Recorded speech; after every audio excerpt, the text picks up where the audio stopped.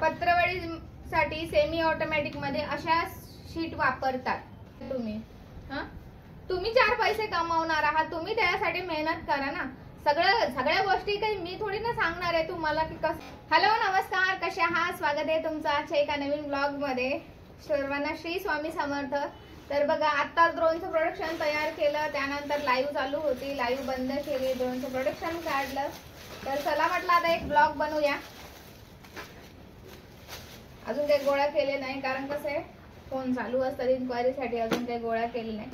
तर आजचा व्हिडिओ असा आहे की बऱ्याच जणांना सेमी ऑटोमॅटिक मशीनसाठी मटेरियल कुठलं वापरावं हे माहिती नाही आहे. आता मागच्या व्हिडिओमध्ये मी सेमी ऑटोमॅटिक मशीनची माहिती दिली, ते वर्क कसं करतं, ते प्रोडक्शन किती काढतं.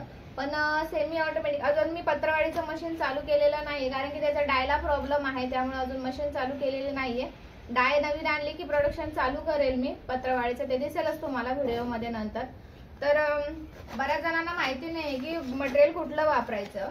तर कसं असतं, ते सेमी ऑटोमॅटिक मशीन आहे, त्याला ना रोल चालणार नाही. त्याला तुम्हाला डिश जर बनवायची असेल ना त्यावरती, आता मी सांगितलंय तुम्हाला की त्यासाठी सर्कल कटिंग लागतात, प्रत्येक साईजचे असतात. आता जी मी रेग्युलर बनवते ती 6 नंबरची आहे, त्यानंतर ही 4 नंबरची डिश आहे, आणि हा आहे 180 GSM चा पेपर आहे हा. आता मी जी डिश बनवते ना ती डिश आहे 100 GSM ची, पण खूपच म्हणजे चांगल्या याच्यामध्ये, तसं मग तुम्हाला रेट पण मिळाले पाहिजे तेवढं त्याचे. त्या ठिकाणी चालतात, काही ठिकाणी हे पण चालतं मटेरियल. तर हे आहे 180 GSM चं काय ते पेपर 180 GSM चं आहे हे सर्कल कटिंग. आणि प्रत्येक साईज साठी तुम्हाला डिश साठी तर हे सर्कल कटिंगच करावं लागणार आहे. सेमी ऑटोमॅटिक मशीन मध्ये रोल तर चालतच नाही ना, त्यासाठी तुम्हाला. आणि कटिंग कशी करायची ह्याचा सुद्धा व्हिडिओ टाकलेला आहे मी. मशीन मध्ये कटिंग करता, मशीन मध्ये कटिंग करायची असेल तर मशीन मध्ये करा, किंवा मग तुम्हाला डायरेक्ट रेडीमेड आणायचे असेल तर रेडीमेड आणा, बरोबर. त्यानंतर टोटल 6 साईज आहेत. 6 साईज एवढ्या कोणी बनवत नाही, शक्यता 2-3 साईज बनवतात. तर टोटल 1 नंबर पासून ते 6 नंबर पर्यंत 6 साईज आहेत डिश मध्ये. 1 नंबर म्हणजे सगळ्यात मोठी, जी पत्रावळीपेक्षा थोडीशी कमी येते. पकड. आता माझ्याकडे सॅम्पल नाहीये, मी सॅम्पल आणले ना की तुम्हाला दाखवणार आहे. त्यानंतर ही जी आहे ना ही ग्रीन शीट आहे.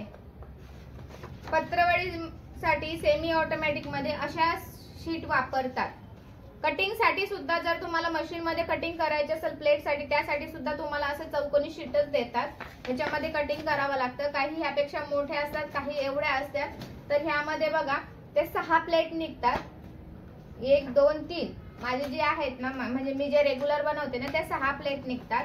आणि ह्या वाले बघू रे, ह्या 4 प्लेट निघतात एका शीट मध्ये. आणि त्यानंतर मग तुम्हाला पत्रवाळीसाठी जर वापरायचं असेल ना तर हे असं शीट वापरावं लागतं. याच्यामध्ये बघा सिल्वर येतात, आता आणखी 2-3 कलर आहेत, येलो ग्रीन आहे, जे मी मागच्या व्हिडिओ मध्ये तुम्हाला सॅम्पल दाखवले होते. त्यानंतर ही ग्रीन तर रेग्युलर चालणारी आहे, सिल्वर आहे. तर हा पेपर जो आहे ना हा 120 GSM चा पेपर आहे. हा जो पेपर आहे ना हा 120 GSM चा पेपर आहे. आणि 120 GSM च्या 4 पत्रवाळ्या निघतात. 4 अशा पत्रवाळ्या 120 GSM च्या, 100 GSM च्या 4 पत्रवाळ्या काढायच्या. आणि त्यानंतर मग जर जास्त जाड असेल 150 180 GSM असेल तर त्यामध्ये मग 3 किंवा 2 अशा. आणि जे 350 GSM चे असते बफे शीट असते, ते डायरेक्ट पुठ्ठ्यासारखी जाड असते ती. तर बफे शीट तर बफे प्लेट तर माहितीच असेल ना, ती एकदम पुठ्ठ्यासारखी असते. ती पण ग्रीन मध्ये येते आणि कलर मध्ये येते, सिल्वर मध्ये येत नाही. ते हा ग्रीन मध्ये येते आणि एक कलरफुल पेपर आहे, त्या 2 कलर मध्ये येते ती.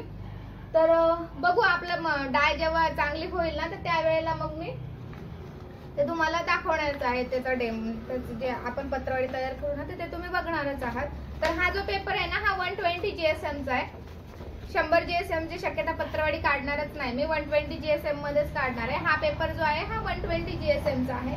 मी ट्रायल साठी आणला होता, पण डाय ज्यावेळेस ट्रायल घ्यायला गेले ना त्याला डेप्थ नाहीये. डेप्थ म्हणजे काय की जो आकार असतो ना, त्याचा प्रॉपर शेप असतो ना, तो शेपच नाहीये त्याला. त्यामुळे मग तो प्रॉब्लेम झालेला आहे. ती डाय चेंज करायची तर राहूनच गेली, तो तसा प्रॉब्लेम झाला. आणि इथं बऱ्यापैकी मी ड्रोनचं प्रोडक्शन काढून काढून ठेवलेला आहे. कारण काय होते की ड्रोनचे एकत्र ऑर्डर येतात. आता आधीचे तर आपण ज्या बनवल्या होत्या त्या गेल्या, ड्रोनचे एकत्र ऑर्डर येतात तर त्या गेल्या. आता बऱ्यापैकी काढून ठेवलंय, पण अजून पॅकिंग नाही केलेले. व्हिडिओ काढायचा होता त्यामुळे पॅकिंगच नाही केलंय मी. तर आणखी इथं ह्या साईडला मी बरेचसे पॅकेट तयार करून ठेवलेले आहेत. आता गोळा करत बसले होते, चला म्हटलं एक व्हिडिओ बनवावा. बऱ्याचशा ताईंच्या कमेंट्स आहेत, कॉल येत आहेत, त्यांचे विचारतात ते आम्हाला मार्गदर्शन करा मार्गदर्शन करा. मी म्हटलं हो सांगते तुम्हाला, काळजी करू नका. फक्त तुम्ही मार्केटिंगची काळजी घ्या. तुम्हाला व्यवसाय करायचा आहे, चांगली गोष्ट आहे. मार्केटिंगची काळजी घ्या. मार्केटिंग जर जितकी चांगली कराल ना तेवढा तुम्हाला चांगला रिस्पॉन्स येईल. खूप जण विचारतात आम्हाला आम्ही विकायचं कुठं. असं थोडी ना असतं. आपण बाहेर पडतो, आपल्याला माहिती, आपण पाणीपुरी खातो, वडापाव खातो, कचोरी, समोसा, ह्या गोष्टी काही नवीन नाही आहेत ना आपल्यासाठी.